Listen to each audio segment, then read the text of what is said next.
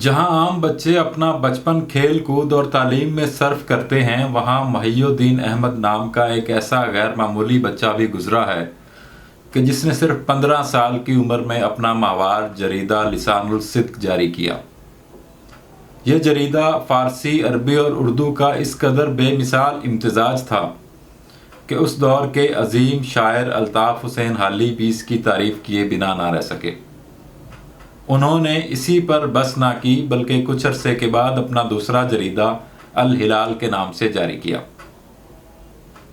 اس غیر معمولی بچے کی پیدائش عرب کے خطے میں ہوئی اور ان کی والدہ ایک عرب النسل خاتون تھیں کہ جن کا نسب شیخ جمال الدین افغانی سے ملتا ہے۔ مادری زبان عربی ہونے کی وجہ سے اس بچے کو 10 سال کی عمر تک اردو زبان نہیں آتی تھی۔ وہ بچہ کہ جس کی پرورش مکہ میں اور باقی تعلیم جامعہ الازہر مصر سے ہوئی، اس نے کڑی محنت کر کے نہ صرف اردو زبان سیکھی بلکہ بڑا ہو کر اردو ادب، صحافت اور بر صغیر کی سیاست کا درخشاں ستارہ بن گیا۔ السلام علیکم ناظرین و سامعین، ہم بات کر رہے ہیں بر صغیر پاک و ہند میں یکساں مقبول فارسی، عربی اور اردو کے جید استاد اور فن کلام میں باپ کہلانے والے محی الدین احمد عرف ابوالکلام آزاد کی۔ مولانا کی پیدائش 11 نومبر 1888 کو مکہ معظمہ میں ہوئی۔ جن کو آج دنیا ابوالکلام آزاد کے نام سے جانتی ہے، ان کے والد انہیں بچپن میں فیروز بخت پکارا کرتے تھے۔ مولانا کی پیدائش 11 نومبر 1888 کو مکہ معظمہ میں ہوئی۔ دنیا جن کو ابوالکلام آزاد کے نام سے جانتی ہے، ان کے والد انہیں فیروز بخت کے نام سے پکارتے تھے۔ مولانا کی والدہ مدینہ کی ایک عربی خاتون تھیں اور والد متحدہ ہندوستان کے شہری تھے۔ مولانا اپنے والدین کے ساتھ سن 1898 میں حجاز سے ہندوستان آئے تو اس وقت مولانا کی عمر کم و بیش 10 سال تھی۔ چونکہ مادری زبان عربی تھی، اس لیے وہ اردو کے غلط الفاظ اور غلط مخارج کو جو کہ مکہ میں رائج ہیں بولا کرتے تھے، جیسا کہ وہ سوچنے کو سوچنا کہتے تھے اور گھاس کو گھاس۔ حجاز سے واپسی پر ہندوستان میں بھی قیام چونکہ کلکتہ میں رہا اور کلکتہ اردو کا علاقہ نہیں ہے، اسی لیے مولانا کی تعلیم بھی سراسر عربی اور فارسی ہی رہی۔ مولانا کی ذہنی صلاحیتوں کا اندازہ اس بات سے بھی لگایا جا سکتا ہے کہ وہ 15 سال کی عمر تک اپنے 2 جریدے نکال چکے تھے۔ الہلال اپنی طرز کا پہلا پرچہ تھا جو ترقی پسند سیاسی تخیلات، عقل پر پوری اترنے والی مذہبی ہدایات کا گہوارہ اور بلند پایا سنجیدہ ادب کا نمونہ ٹھہرا۔ مولانا بیک وقت عمدہ انشا پرداز، جادو بیاں خطیب، بے مثال صحافی اور ایک بہترین مفسر تھے۔ اگرچہ مولانا کا سیاسی مسلک آل انڈیا کانگریس تھا، لیکن ان کے دل میں مسلمانوں کا درد ہمیشہ موجزن رہا۔ یہی وجہ تھی کہ ہندوستان کی تقسیم کے بعد جب علی گڑھ مسلم یونیورسٹی کے وقار کو صدمہ پہنچا اور اندیشہ ہوا کہ مسلم یونیورسٹی اپنا وجود برقرار نہ رکھ سکے گی، تو مولانا آگے بڑھے اور یونیورسٹی کا انتظام سنبھال لیا۔ مولانا ابوالکلام آزاد ہندوستان کے پہلے وزیر تعلیم بنے۔ ان کی یوم پیدائش ہندوستان میں آج بھی یوم تعلیم کے طور پر منائی جاتی ہے۔ آپ کی وفات 69 سال کی عمر میں 22 فروری 1958 کو ہوئی اور آپ کا مزار دہلی میں جامع مسجد کے قریب ہے۔ مولانا آزاد کو 20ویں صدی کے بہترین اردو مصنفین میں سے ایک مانا جاتا ہے۔ مولانا آزاد نے کئی کتابیں لکھیں جن میں غبار خاطر، انڈیا ونز فریڈم، تزکیہ اور ترجمان القرآن سر فہرست ہیں۔ مولانا آزاد کے نام سے ہندوستان میں کئی تعلیمی اور سرکاری ادارے منسوب ہیں، جن میں Maulana Azad national Urdu university, Maulana Azad national institute of technology, Maulana Azad medical college Delhi, Maulana Azad institute of dental sciences, Maulana Azad education foundation اور Maulana Azad Islamic awaking centre new دلی شامل ہیں۔ غبار خاطر پہلی مرتبہ 1964 میں چھپی، جسے مولانا کے دوست محمد اجمل خان نے مرتب کیا تھا۔ چونکہ ایک زمانے سے لوگوں نے مولانا کی کوئی تحریر نہیں دیکھی تھی، اس لیے یہ ایڈیشن ہاتھوں ہاتھ بک گیا، جس کے نتیجے میں اسی سال 3 مہینے کے بعد دوبارہ اس کو چھاپا گیا اور وہ بھی اسی سال ختم ہو گیا۔ اس کتاب میں 700 کے قریب اردو، عربی اور فارسی کے اشعار موجود ہیں۔ غبار خاطر کوئی باضابطہ تحریر نہیں ہے، بلکہ مولانا آزاد کے چند خطوط کا مجموعہ ہے جو انہوں نے اپنے دوست اور رفیق نواب صدر یار جنگ مولانا حبیب الرحمان خان شیروانی، رئیس بھیکھم پور، ضلع علی گڑھ کے نام لکھے۔ یہ خطوط قلعہ احمد نگر میں 1942 سے 1945 کے درمیان زمانہ اسیری میں لکھے گئے۔ مولانا کی زندگی کے کم و بیش 10 سال قید و بند میں گزرے، لیکن قلعہ احمد نگر کی اسیری ہر بار سے زیادہ سخت تھی، کیونکہ قلعہ احمد نگر میں قید کے دوران مولانا کو نہ تو کسی سے ملنے کی اجازت تھی اور نہ ہی خطوط لکھنے کی اجازت تھی۔ اس لیے مولانا نے اپنے دل کا غبار نکالنے کے لیے ایک طریقہ نکالا اور اپنے دل کی ہر بات کو خطوط کی صورت میں لکھتے ہوئے اپنے پاس محفوظ کرنا شروع کر دیا۔ اسی مناسبت سے اس کتاب کا نام غبار خاطر رکھا گیا۔ غبار خاطر میں ایک خط کا ایک متن پیش خدمت ہے، جس میں مولانا اپنے دوست شیروانی صاحب سے مخاطب ہیں۔ جانتا ہوں کہ میری صدائیں آپ تک نہیں پہنچ سکیں گی، تاہم تب نالہ سنج کو کیا کروں کہ فریاد کے بغیر رہ نہیں سکتی۔ آپ سن رہے ہوں یا نہ سن رہے ہوں، میری ذوق مخاطبت کے لیے یہ بس خیال آتا ہے کہ روئے سخن آپ کی طرف ہے۔ غبار خاطر کئی لحاظ سے بہت اہم کتاب ہے۔ مولانا مرحوم کے حالات، بالخصوص ابتدائی زمانے کی اتنی تفصیل کسی اور جگہ نہیں ملتی۔ اس کتاب میں ان کے خاندان، ان کی تعلیم، اس کی تفصیلات، عادات، نفسیات، کردار، اعمال و عواطف اور ان کے کردار کی تشکیل کے محرکات وغیرہ شامل ہیں۔ ان سب باتوں پر جتنی تفصیل سے انہوں نے قلعہ احمد نگر میں قید کے دوران اپنے ان خطوط میں لکھا ہے، وہ کہیں اور نہیں ملتا۔ ان کے سوانح نگار کے لیے اس سے بہتر اور موثق تر کوئی ماخذ نہیں ہو سکتا۔ اس خطاب کی دوسری اہمیت اس کا اسلوب تحریر ہے۔ جہاں تک معلوم ہو سکا ہے، وہ 12 سے 13 سال کی عمر میں ہی نثر اور نظم لکھنے لگے تھے، اور اسی زمانے میں ان کی تحریریں مختلف رسائل اور جرائد میں چھپتی تھیں۔ ظاہر ہے ابتدائی تحریروں میں وہ پختگی نہیں تھی، ہو بھی نہیں سکتی، کیونکہ اس کے لیے مشق کی ضرورت ہوتی ہے۔ اپنی زندگی کے مختلف ادوار میں انہوں نے بہت کچھ لکھا۔ اگر ہم اس پورے مجموعے پر تنقیدی نظر ڈالیں تو تسلیم کرنا پڑے گا کہ زبان و بیان کے لحاظ سے ان کے اسلوب نگارش کا نقطہ عروج غبار خاطر ہے۔ غبار خاطر کی نثر ایسی نپی تلی ہے اور یہاں الفاظ کا استعمال اس حد تک افراط و تفریط سے بری ہے کہ اس سے زیادہ خیال میں نہیں آ سکتا۔ ان کی ابتدائی تحریروں میں اگرچہ ناہمواری تھی، مثلا الہلال اور ابلاغ کے دور میں ان کے ہاں فارسی اور عربی کے بھاری لفظوں اور جملوں کی بھرمار ہے۔ اس کے برعکس غبار خاطر کو دیکھیے تو یہاں ایک نئی دنیا نظر آتی ہے۔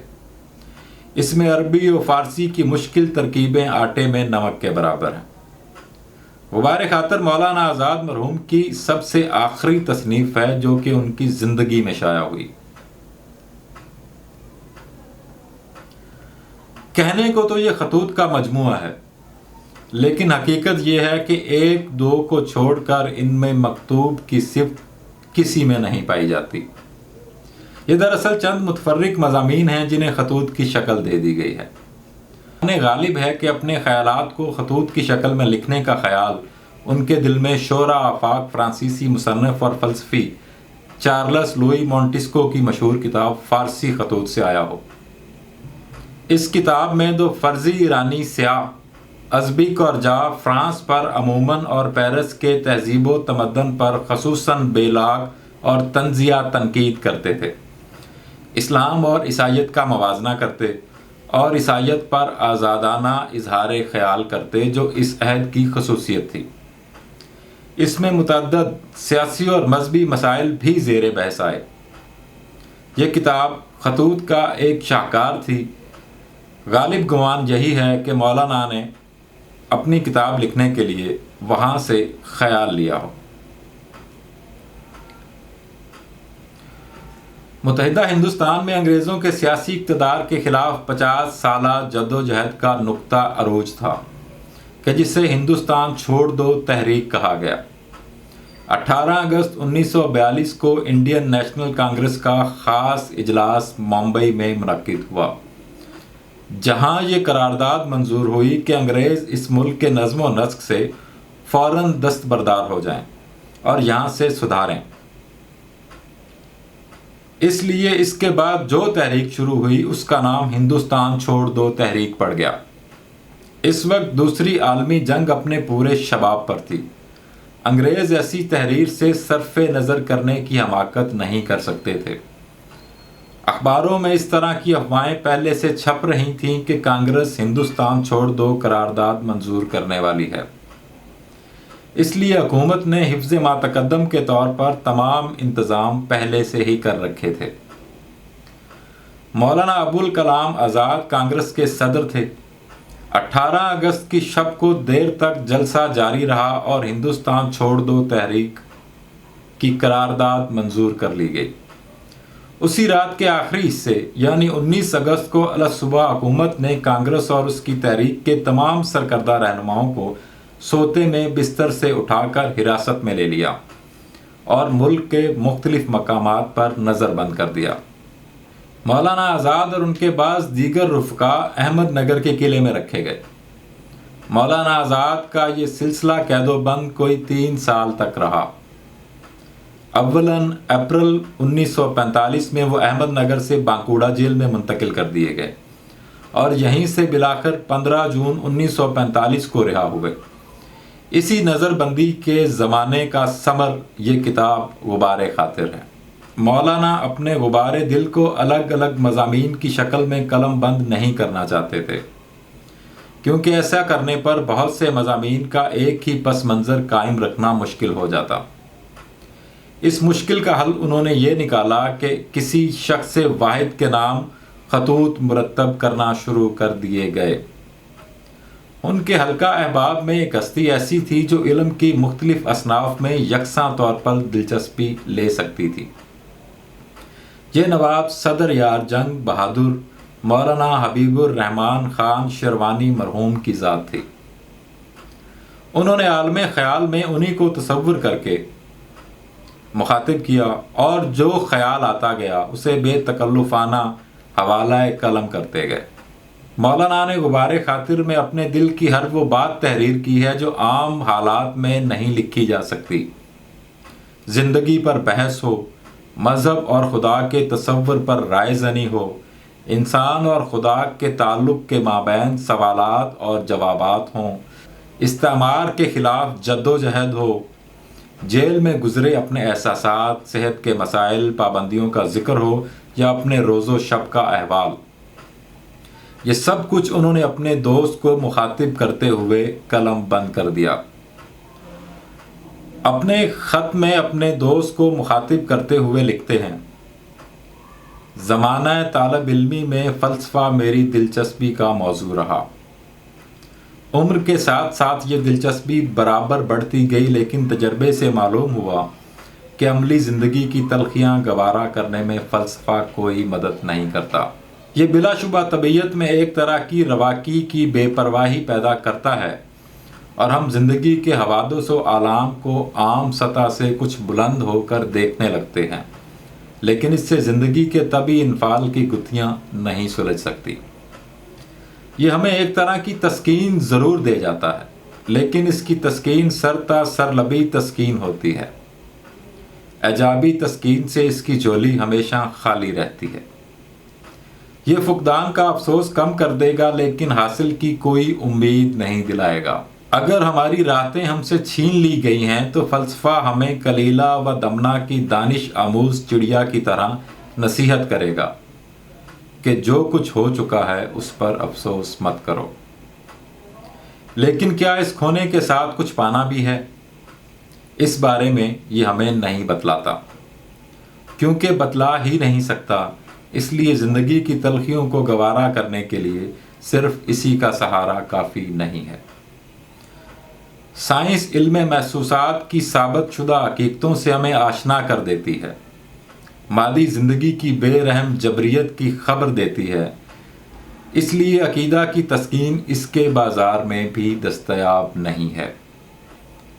وہ یقین اور امید کے سارے چراغ تو گل کر دے گی، لیکن کوئی نیا چراغ روشن نہیں کرے گی۔ پھر اگر ہم زندگی کی ناگواریوں میں سہارے کے لیے نظر اٹھائیں تو کس طرف اٹھائیں؟ کون ایسا ہے جسے دست ہو دل سازی میں؟ شیشہ ٹوٹے تو کریں لاکھ ہنر سے پیبند۔ ہمیں مذہب کی طرف دیکھنا پڑتا ہے۔ یہی دیوار ہے کہ جس سے ایک دکھتی ہوئی پیٹھ ٹیک لگا سکتی ہے۔ بلا شبہ مذہب کی وہ پرانی دنیا جس کی مافوق الفطرت کار فرمائیوں سے یقین ہمارے دل و دماغ پر چھایا رہتا تھا، اب وہ ہمارے لیے باقی نہیں رہی۔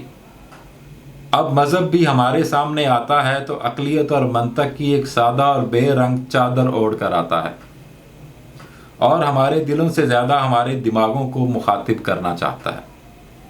تاہم ابھی تسکین اور یقین کا سہارا مل سکتا ہے تو اسی سے مل سکتا ہے۔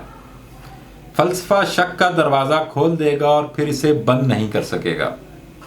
سائنس ثبوت دے دے گی مگر عقیدہ نہیں دے سکے گی، لیکن مذہب ہمیں عقیدہ دے دیتا ہے۔ اگرچہ ثبوت نہیں دیتا، اور یہاں زندگی بسر کرنے کے لیے صرف ثابت شدہ حقیقتوں ہی کی ضرورت نہیں بلکہ عقیدے کی بھی ضرورت ہے۔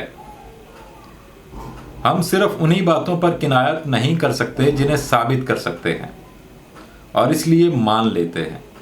ہمیں کچھ ایسی باتیں بھی چاہیے جنہیں ثابت نہیں کر سکتے لیکن مان لینا پڑتا ہے۔ عام حالات میں مذہب انسان کو اس کے خاندانی ورثے میں ملتا ہے، مجھے بھی ملا، لیکن میں موروثی عقائد پر پابند نہ رہ سکا۔ میری پیاس اس سے زیادہ نکلی جتنی سیرابی وہ دے سکتے تھے۔ مجھے پرانی راہوں سے نکل کر خود اپنی راہیں ڈھونڈنا پڑی۔ میرا نام ہے مظہر حسین بودلہ۔ ویڈیو دیکھنے کا بہت شکریہ۔